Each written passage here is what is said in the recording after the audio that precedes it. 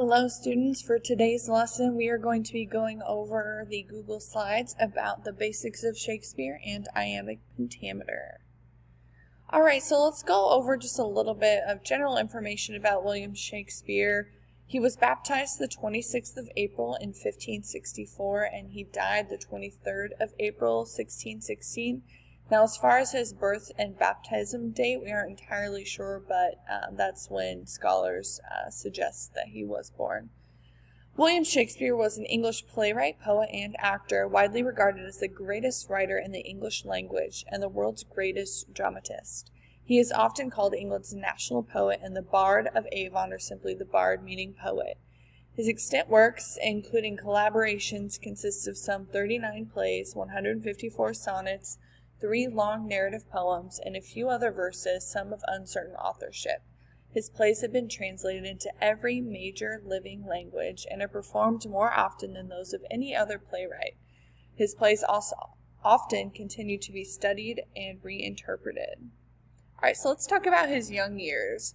So records survive relating to William Shakespeare's family that offer an understanding of the context of Shakespeare's early life and the lives of his family members. His father's name was John, his mother's name was Mary, and they had 8 children together. They lost 2 daughters as infants, so William became their eldest child. It was pretty common at that age for children to not make it. The conditions were certainly not as easy as they are now. John worked as a glove maker, but he also became an important figure in the town of Stratford by fulfilling civic positions, so he held office essentially.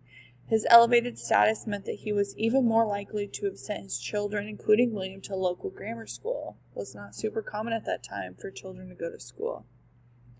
The birth of a legend, so no records exist, but an old church record indicates that William Shakespeare was baptized at Holy Trinity Church in Stratford-upon-Avon on April 26, 1564. So it's believed that he was born on or near April 23rd because children were typically baptized within 3 to 4 days of being born. There are pretty inconclusive records about his childhood and really none about his education, but it's thought that he attended King's New School in Stratford, which taught reading, writing, and the classics. To be as good of a writer as Shakespeare was, I think he definitely would have had to attend some form of school. Alright, let's talk about his family a little bit. He would have lived with his family in their house on Henley Street until he turned 18. When he was 18, he married Anne Hathaway, who was 26, which is kind of interesting. She was quite a bit older. It was a rush marriage because she was already pregnant at the time of their ceremony. And together they had 3 children, their eldest being Susanna, who was born 6 months after the wedding. And they later had twins a couple years later named Hamnet and Judith. And unfortunately, Hamnet did not make it into his teenage years. So Susanna and Judith were his only surviving children at the time of Shakespeare's death. Now, we know that Shakespeare's twins were baptized in 1585 and that by 1592 his reputation was established in London. But the years in between those are considered a mystery, and scholars refer to these as the lost years. One theory is that he might have gone into hiding for poaching game from the local landlord, Sir Thomas Lucy.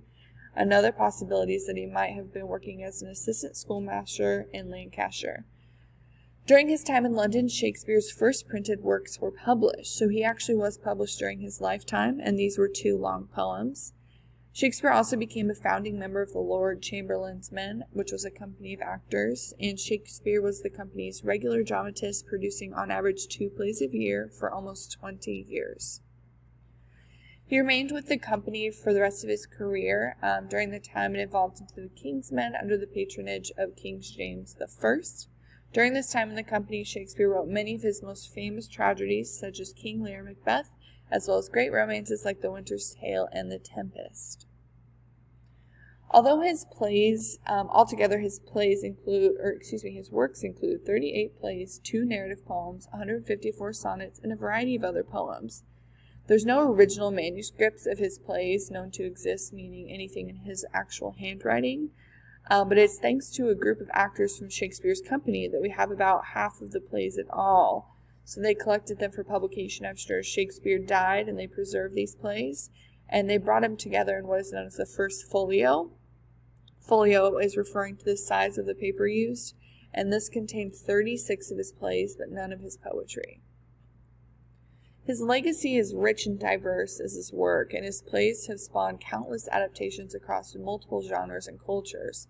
His plays have had an enduring presence on stage and film, and his writings have been compiled in various iterations of the complete works of William Shakespeare, which include all of his plays, sonnets, and other poems. And he continues to be one of the most important literary figures in the English language.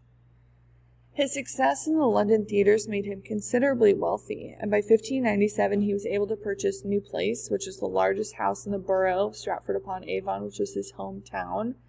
Although his professional career was spent in London, he did spend a lot of time back at his hometown, and recent evidence discovered on the site of his his home, the New Place, shows that he was only ever kind of living part-time in London.